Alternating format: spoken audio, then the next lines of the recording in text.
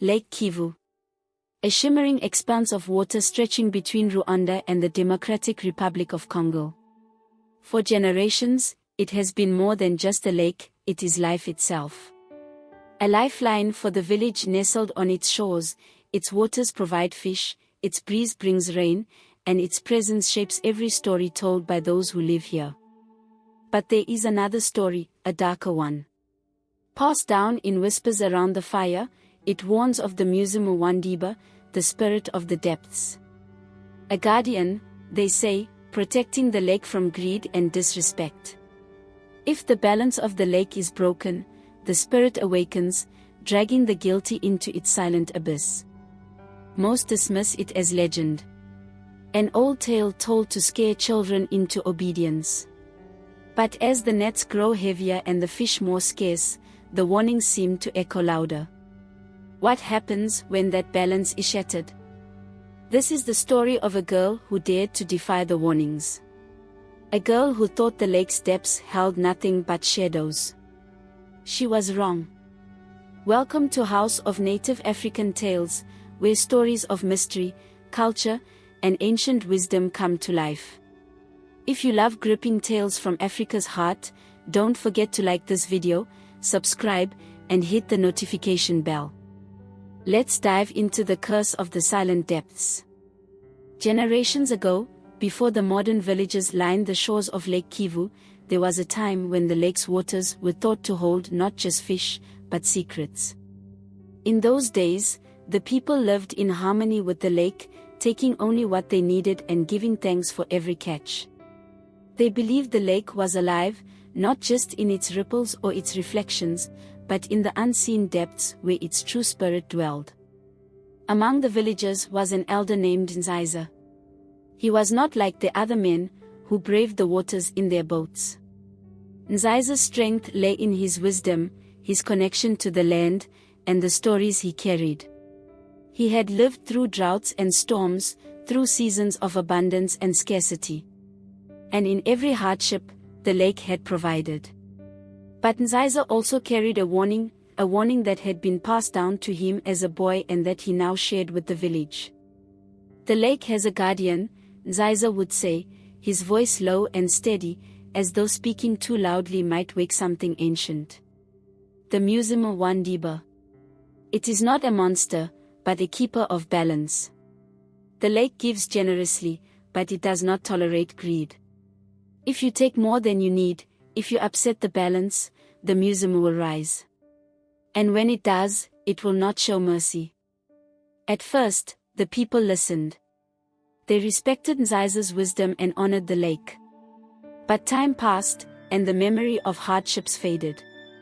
The villagers grew bolder, their hunger for abundance outpacing their reverence for the lake. The boats grew larger, the nets heavier. The younger men began to scoff at Ndiba's warnings. One season, the fish were especially plentiful. It seemed the lake was endless in its generosity, and the villagers were eager to take advantage. Boats that once returned with enough fish for a day came back brimming with enough for a week. The elders protested, but their voices were drowned out by the laughter of the younger fishermen, drunk on their newfound prosperity. Ndiba, however, was not silent. He stood at the water's edge one evening, as the sun dipped low and painted the lake in hues of gold and crimson. His voice carried over the breeze as he called out to the returning fishermen. "The lake is watching," he warned. "You have taken too much. Stop now, before it is too late." The fishermen laughed. "The lake is no different from the fields," they replied. "We take what we can, and it gives what it has. Your stories are just that, stories." But Ndiba's eyes were heavy with knowing. He did not argue further. He simply turned and walked away, his silhouette framed against the darkening sky, his steps slow and deliberate. That night, the lake turned silent. Not a single ripple disturbed its surface. The villagers, who were used to the gentle lapping of waves, found the stillness unnerving. It was as if the lake was holding its breath. Then came the screams. The first boat to go out that night never returned. The second carried 3 men, their laughter echoing in the quiet. They didn't notice the growing shadow beneath their boat until it was too late. The water surged upward, a force unlike any storm they had ever known. The men shouted, their nets spilling into the lake as they struggled to regain control. But their cries were cut short as the boat tipped violently, dragging them under. The villagers watched from the shore, frozen in terror as they saw the shadow move beneath the surface, circling the wreckage.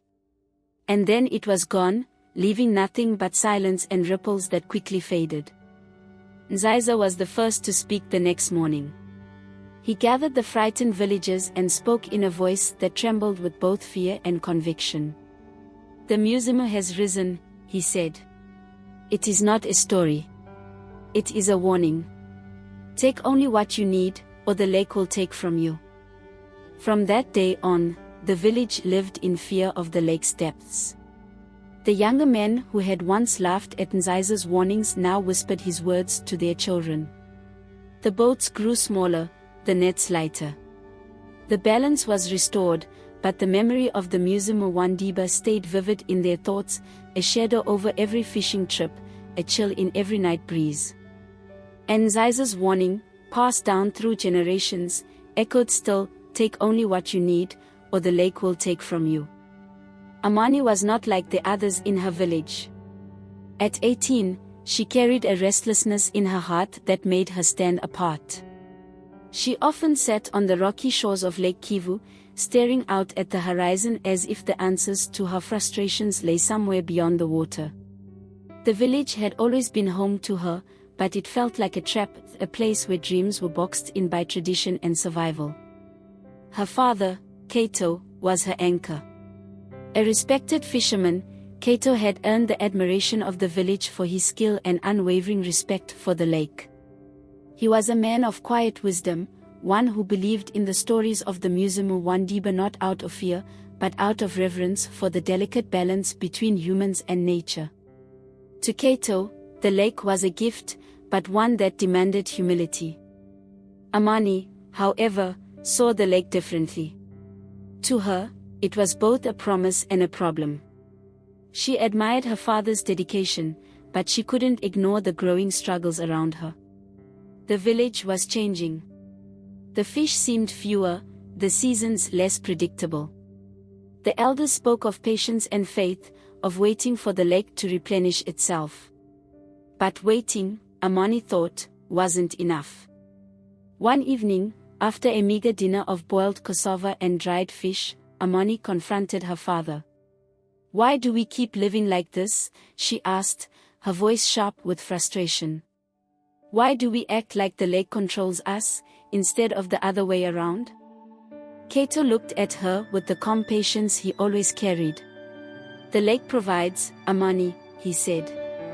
"But it has its limits. We take only what it can give. Anything more, and we risk breaking the balance." Amani's eyes burned with defiance. "Balance," she repeated bitterly. "We call it balance, but it's just fear. Fear of stories, of shadows in the water. How do we know the lake can't give us more if we're too afraid to try?" Her father sighed, his weathered hands resting on the table. "Some things aren't for us to control," he said. "The lake has its own rules. We've seen what happens when they're broken." But Amani was unconvinced. She couldn't shake the thought that the villagers' struggles weren't just the lake's doing, they were the result of the villagers' unwillingness to take risks. And so, she made a decision. A few days later, Amani gathered a group of the younger fishermen, those who, like her, were tired of the elders' cautious ways. She spoke with passion, her words igniting a fire in their hearts.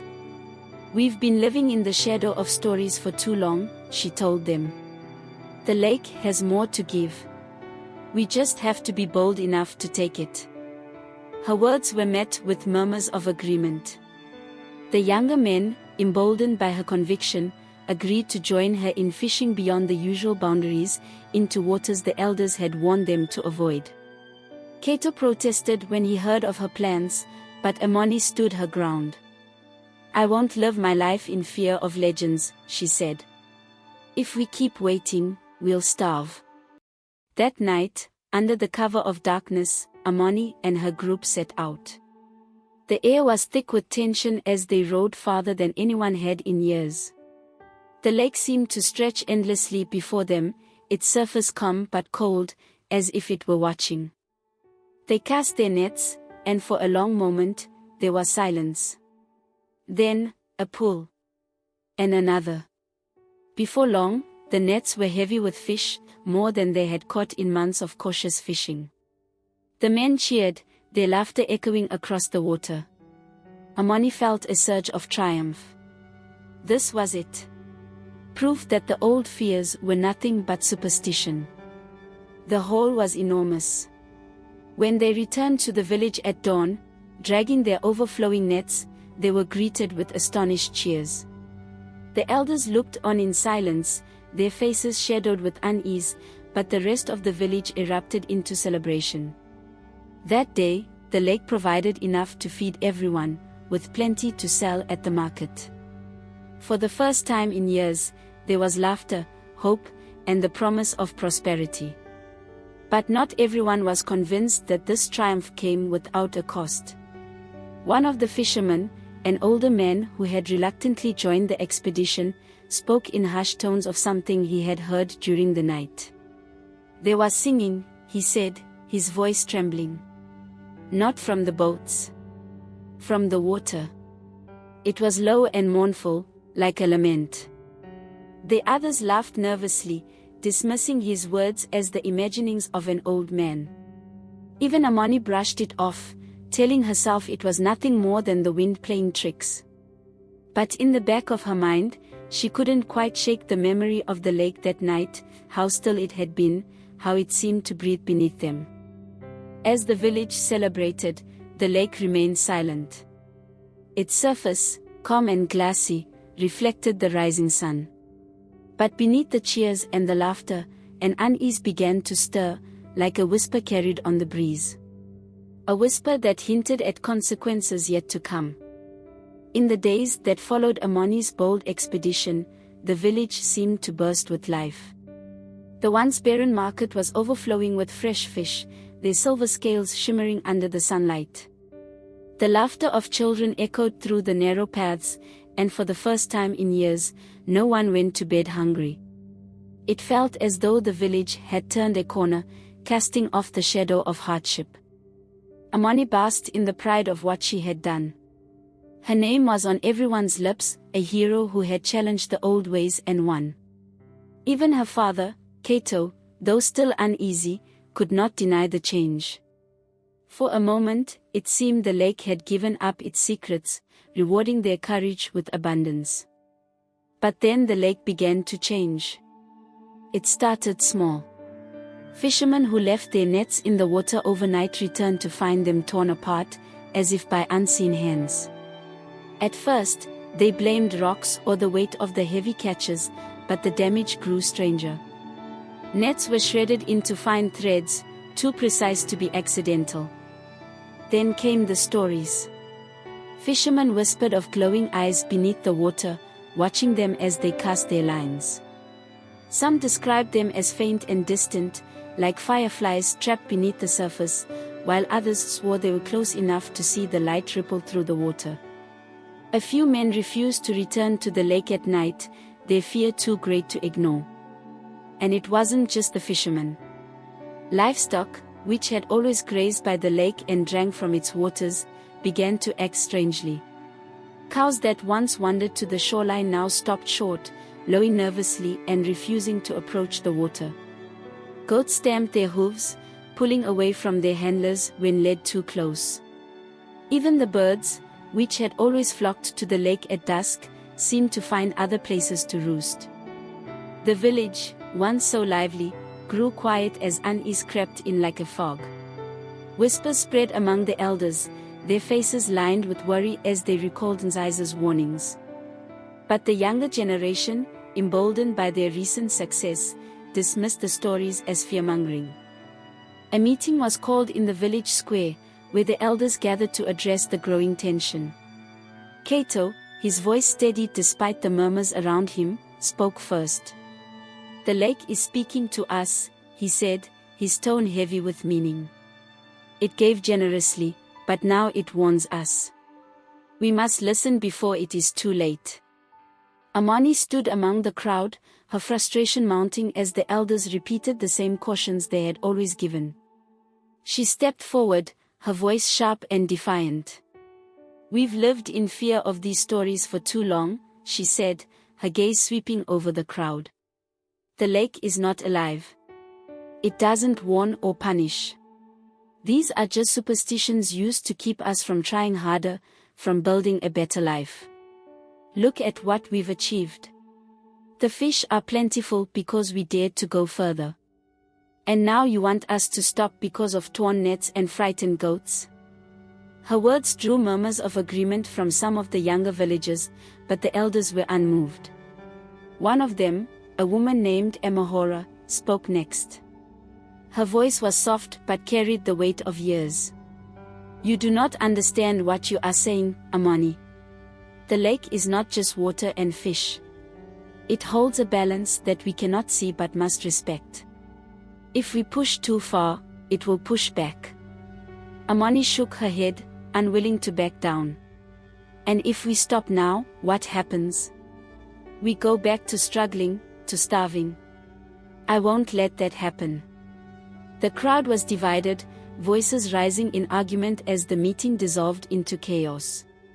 The elders pleaded for caution, while Amani and her supporters insisted on progress. In the end, no resolution was reached. The village returned to their homes, uneasy and uncertain. The air was tense. That night, the lake was unusually quiet. The wind, which normally rippled its surface, seemed to vanish, leaving the water unnaturally still. The moon rose high, casting a silver light over the lake, and for a moment, it seemed as though the unease was just in their minds. But then the ripples began. At first, they were small, barely noticeable. A gentle disturbance that could have been caused by a fish breaking the surface. But they grew larger, spreading outward in unnatural patterns, as though something enormous was moving beneath. In the distance, the faint sound of water shifting could be heard, a low, rhythmic pulse that set the villagers on edge. Those who dared to look out from their windows swore they saw shadows beneath the moonlight, shapes too large to be boats or fish. And then, as suddenly as it had started, the lake stilled again. The ripples vanished, leaving only silence in their wake. But the unease remained, an invisible weight that pressed on the village like a held breath, waiting for the moment it would be released. In their homes, the villagers whispered prayers, their thoughts turning to the warnings of Ndiba. And though Amani tried to dismiss the fear rising in her chest, she couldn't shake the feeling that the lake had begun to answer.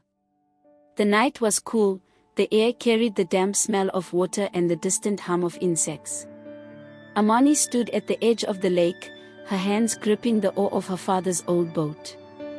The unease that had settled over the village in recent weeks was plain to see, but she refused to let it consume her.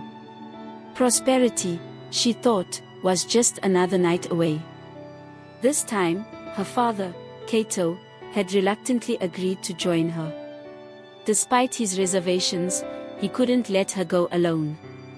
The others who had once eagerly followed Amani's lead now hesitated, their courage faltering under the weight of strange occurrences and whispered warnings. Only a few younger men joined them, their faces pale in the moonlight. The boats pushed off into the still water, the rhythmic creak of oars the only sound breaking the silence. The lake stretched endlessly before them, dark and enigmatic, as though it had swallowed the stars themselves. Kato sat opposite Amani, his expression unreadable, his eyes fixed on the horizon. "We shouldn't be out here," he said quietly, breaking the long silence. Amani's jaw tightened. "The lake hasn't punished us," she replied. "It's just a lake, Baba. The stories, they're just stories. Kato said nothing more, but his silence carried the weight of unspoken fears. When they reached the deeper waters, Amani gave the signal, and the men began to cast their nets. The work was familiar, almost comforting, as the heavy nets sank into the dark water. The minutes stretched into hours, and at first, it seemed like any other night. The nets filled quickly, each haul heavier than the last, and Amani felt a flicker of triumph. But then it started. The first sign was subtle, a vibration in the boat, so faint that Amani thought she'd imagined it. Then it grew stronger, a rhythmic pulse that seemed to come from below. The men paused, their hands frozen on the nets, as they exchanged uneasy glances. "Do you feel that?" one of them whispered, his voice trembling. Before anyone could answer, a low rumble echoed through the water. It wasn't the sound of waves or the wind, but something deeper, primal. It reverberated through the boats, making the wood groan under its weight. The nets jerked violently, nearly pulling one of the men overboard. He cried out, his hands struggling to hold the rope as the others rushed to help. The boat rocked dangerously, the water slapping against its sides. "Cut the nets!" Kato shouted, his voice sharp with urgency. Amani hesitated, her grip tightening on the oar. "No. We are so close." Her words were cut off as the rumble grew louder, transforming into a guttural growl that seemed to rise from the depths themselves. The boat lurched, nearly capsizing, and chaos erupted. The water around them began to churn, ripples turning into waves as though something massive was moving beneath the surface. The nets, still dragging from the sides of the boat, pulled taut, and then, without warning, they snapped, sending fragments of rope flying. And then they saw it. At first, it was just a shadow, a dark shape shifting beneath the water. But as it rose, the moonlight caught its form, revealing something both awe-inspiring and terrifying. An enormous, serpent-like creature broke the surface, its iridescent scales shimmering like liquid metal. Its eyes glowed an unearthly blue, piercing through the darkness with a light that seemed to reach into their very souls. Amani froze, her breath caught in her throat. The Muzimu Ndiba was real. Not a story, not a legend. Real. The creature loomed over the boat, its massive body undulating as it circled them.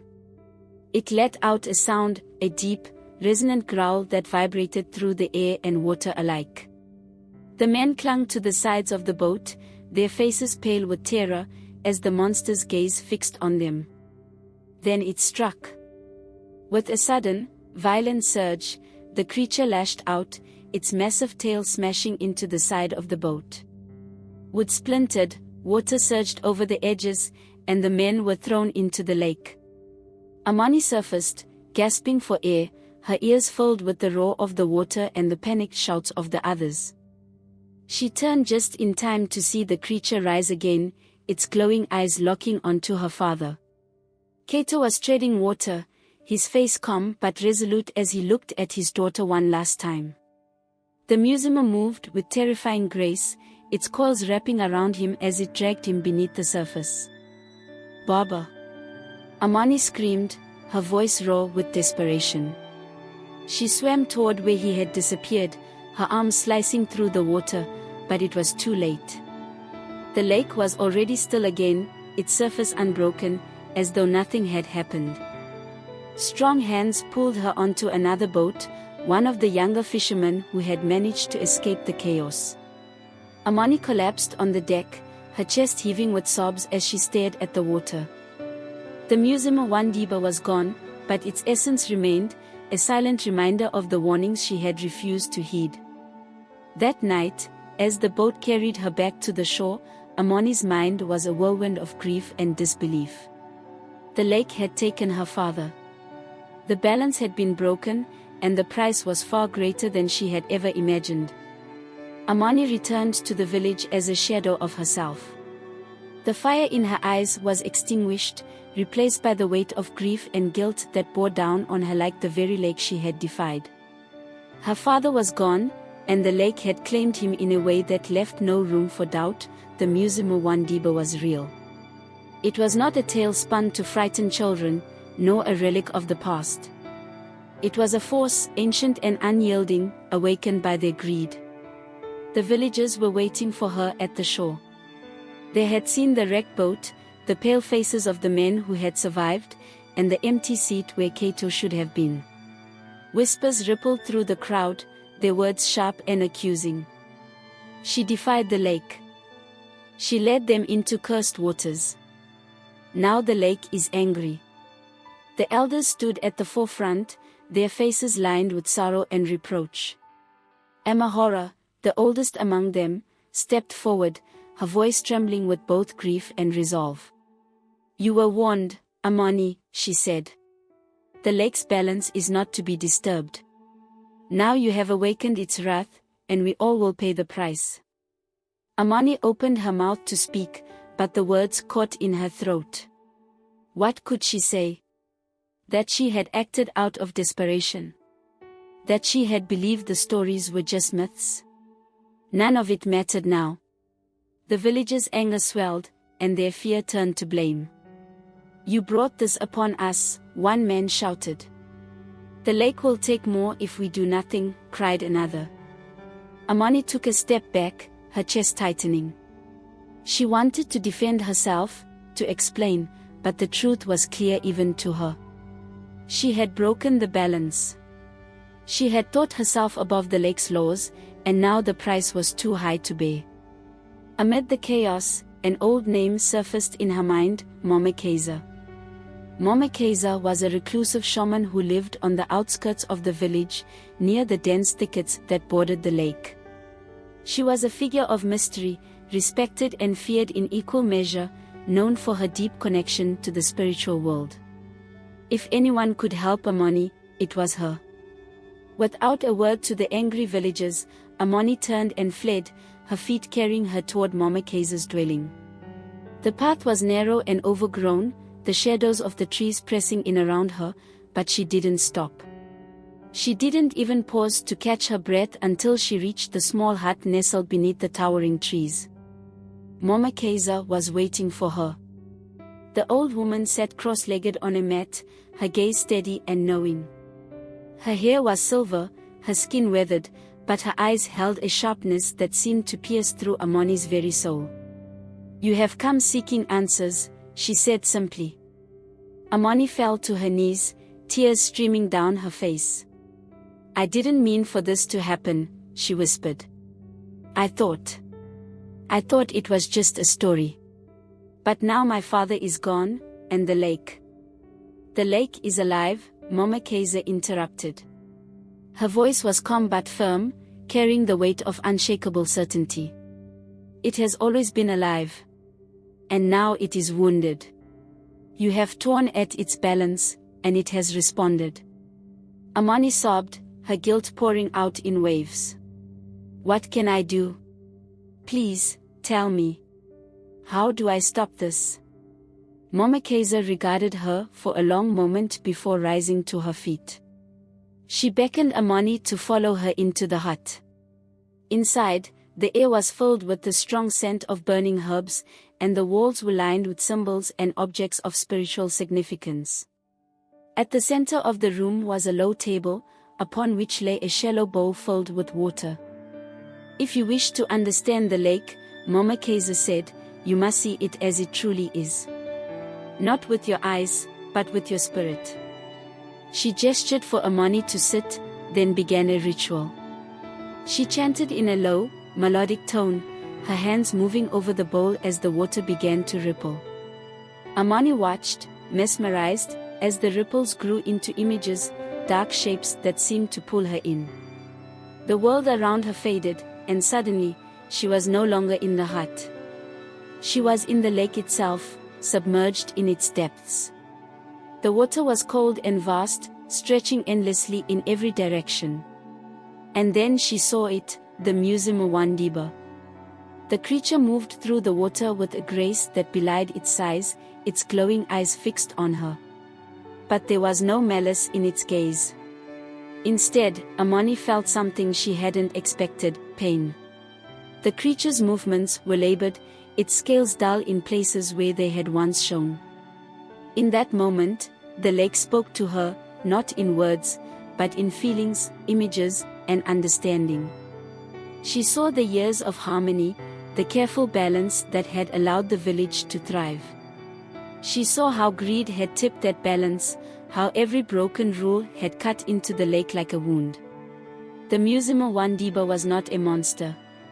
It was a guardian, created to protect the lake from destruction. But its patience was not infinite. When Amani returned to herself, she was trembling. Mama Kaiser watched her closely. "You have seen the truth," she said. "Now you know what must be done." Amani nodded, her voice steady despite the tears streaming down her face. "We have to make amends. The village must atone for what we've done." Mama Kaiser's expression softened. "The lake is forgiving, but only if it sees that balance can be restored. You must show your people the truth. Only together can you heal what has been broken." With those words, Amani rose. The path before her was clear, but it would not be easy. She would have to face the village again, to confront their anger and fear.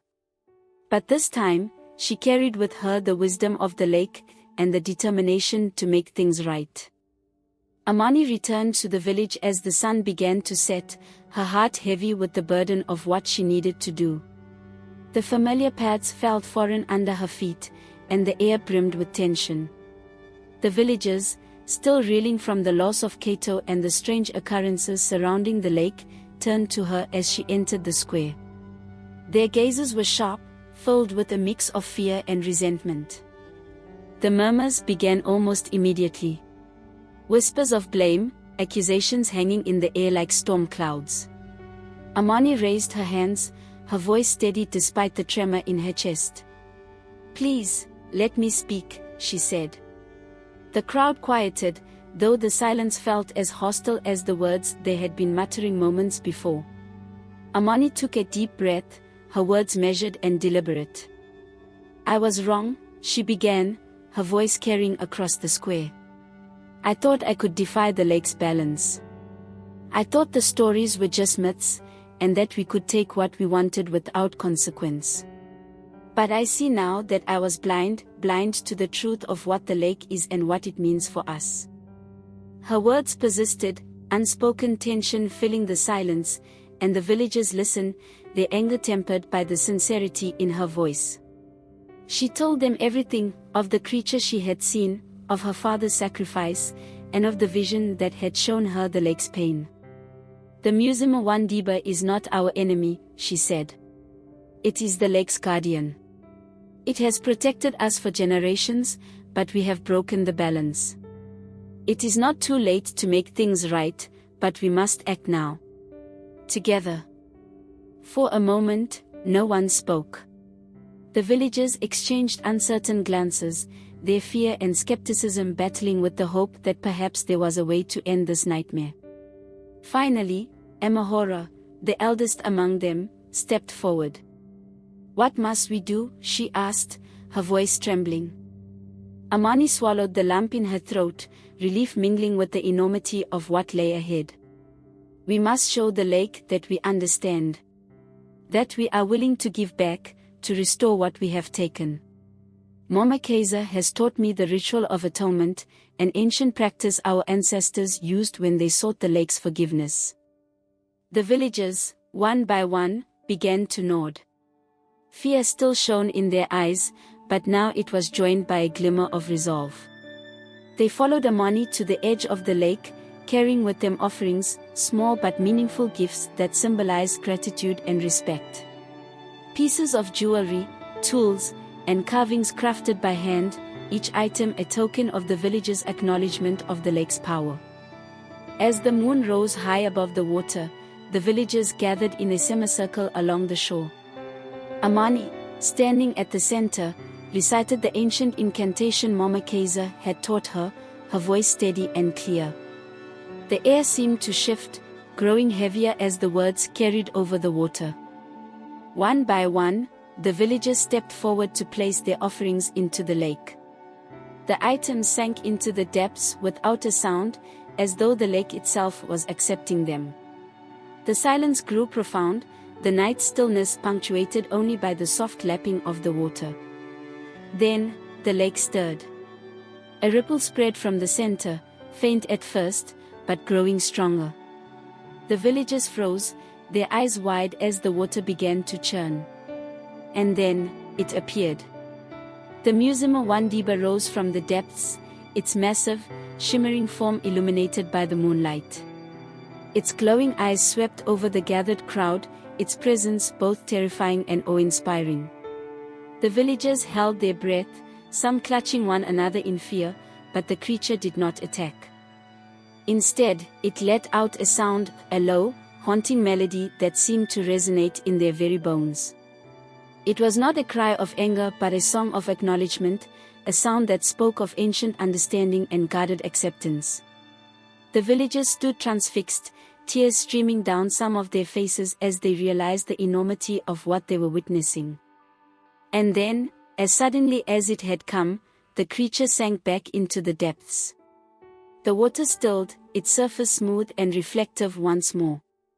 For a long moment, no one moved. The villagers stared at the lake, their breaths shallow, their hearts pounding.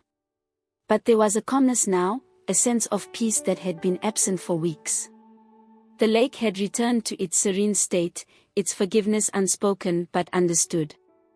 Amani knelt by the water's edge, her hands trembling as she touched the cool surface. She whispered a silent prayer, a promise to the lake that she would never forget the lesson it had taught her.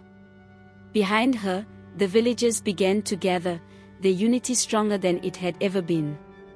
The next day, the village returned to its old ways, not out of fear, but out of respect.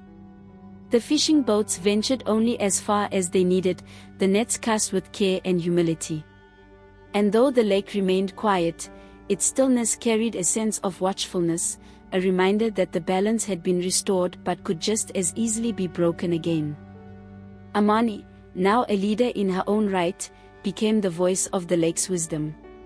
She taught the younger generation to honor the water that gave them life, to listen to the warnings of their elders, and to respect the stories that held the truth of their existence. And though the Muzimu Ndiba was never seen again, its presence was felt in every ripple of the lake, in every catch drawn from its depths, a silent guardian that would always watch over the village, ready to rise if the balance was ever threatened again. In the years that followed, the village by Lake Kivu learned to live differently. The story of the Muzimu Ndiba was no longer dismissed as a mere legend. It became a cornerstone of their lives, a lesson etched into their hearts and woven into their traditions. The lake was no longer just a resource, it was a sacred part of their existence, a giver of life that demanded respect and care in return. The villagers came to understand the truth they had ignored for too long: greed disrupts the balance of nature. What the lake provided was never endless, never unconditional. It gave generously, but only as long as they honored the delicate balance that sustained it. They realized that their survival depended not on taking as much as they could, but on taking only what they needed. Amani, once a rebellious young woman who had defied the old ways, became their guide. Now older and wiser, she carried the story of the Muzimu Ndiba to the next generation.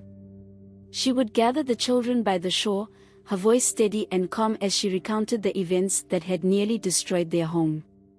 "The lake has a spirit," she would say, her eyes reflecting the water's endless expanse. "It watches, it listens, and it feels. When we are careless, it suffers. When we take too much, it gives us warnings. And when we ignore those warnings, it acts. Never forget that the balance we share with the lake is fragile. It is up to us to protect it, not just for ourselves, but for those who come after us." The children listened with wide eyes, the weight of her words settling over them like the quiet of the lake at dusk. They grew up carrying her teachings, their actions shaped by the knowledge that the lake was not theirs to conquer, but a partner in their survival. As the years passed, the village thrived, not through abundance, but through harmony. The nets were lighter, the hall smaller, but the sense of security and peace was greater than it had ever been. The lake remained calm, its waters serene and silent, as though it, too, had found peace. And yet, beneath the surface, the Muzimu Ndiba still remained. Its presence was never seen, but always felt, a silent guardian watching over the balance it had been created to protect. The villagers no longer feared it as a monster. Instead, they honored it as a reminder of their shared responsibility to the lake and to each other. Now, as the sun dips below the horizon, painting the sky in hues of amber and crimson, the lake reflects its beauty with a quiet stillness. Its surface is smooth, holding untold secrets in its depths, secrets that will remain as long as the balance is kept. The curse of the silent depths, as they now call it, is no longer a tale of fear. It is a story of lessons learned, of harmony reclaimed, and of the unbreakable connection between humanity and the natural world. It stands as a reminder of what is lost when we take too much and give too little, and what can be saved when we choose to respect the delicate balance that sustains us all. Thank you for joining me today on House of Native African Tales, where the rich stories of Africa come alive. If this tale moved you, don't forget to like, share, and subscribe to the channel for more captivating stories from the heart of our continent.